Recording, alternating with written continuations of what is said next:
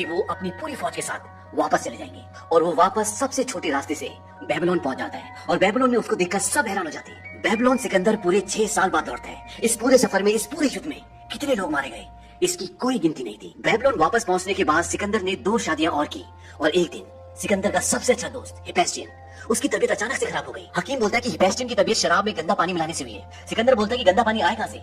इस बात का कोई जवाब नहीं होता। हकीम बोलता है कि जल्द से जल्द ठीक हो जाएगा, लेकिन ऐसा होता नहीं है और हिफेस्टियन की मौत हो जाती है। इस बात से सिकंदर पूरा टूट जाता है, उसे बहुत दुख होता है। वो बोलता है कि जाकर इस हकीम को फांसी पर चढ़ा दो। सिकंदर को पूरा यकीन था कि हिफेस्टियन की मौत बीमारी से नहीं बल्कि किसी साजिश के तहत हुई है और उसके शक के दायरे में सबसे ऊपर उसकी बीवी रुखसाना थी। रुखसाना से बहुत लड़ता झगड़ता है और बोलता है कि आज के बाद मैं तुम्हारी शक्ल नहीं देखूंगा। सिकंदर उसका गला दबाई आता है, बोलती कि मैं तुम्हारे बच्चे की मां बनने वाली हूँ, मेरे पेट में तुम्हारा बच्चा है। और सिकंदर उसे वहीं छोड़कर चला जाता है। लेकिन हिफेस्टियन की मौत ने सिकंदर को पूरी तरह से हिला दिया था और 3 महीने बाद सिकंदर की भी उसी तरह से मौत हो जाती है जिस तरह से हिफेस्टियन की होती है। लेकिन मरने से पहले सिकंदर अपने मंत्रियों को बोलता है कि मैं चाहता हूँ कि मरने के बाद तुम मेरी 3 इच्छाएं पूरी करो। पहली, मेरे ताबूत को कब्र तक हकीम ले जाएगा ताकि लोगों को पता चल सके कि दुनिया का कोई डॉक्टर, कोई हकीम तुम्हें नहीं बचा सकता। दूसरी, मेरे खजाने में जितनी भी कीमती चीजें, सोना, चांदी, हीरे, मोती, पत्थर, वो सब मेरी कब्र के चारों ओर लगा दिए जाएं ताकि लोगों को पता चल सके कि मैं इस दुनिया से एक सिक्का भी उठाकर नहीं ले जा सकता।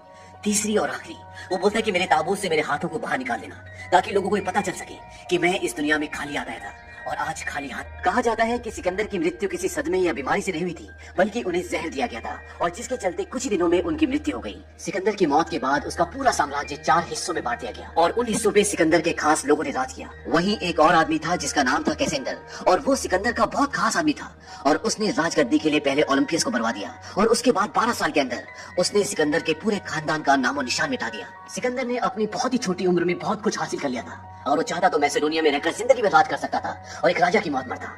लेकिन सिकंदर के ख्वाब पूरी दुनिया को जीतने के थे और उसने वो सब कुछ किया जो उसने सोचा था। इसीलिए आज सिकंदर इतिहास के पन्नों पर अमर है और जब तक ये दुनिया रहेगी तब तक सिकंदर का नाम रहेगा। और इसी के साथ ये फिल्म खत्म हो जाती है।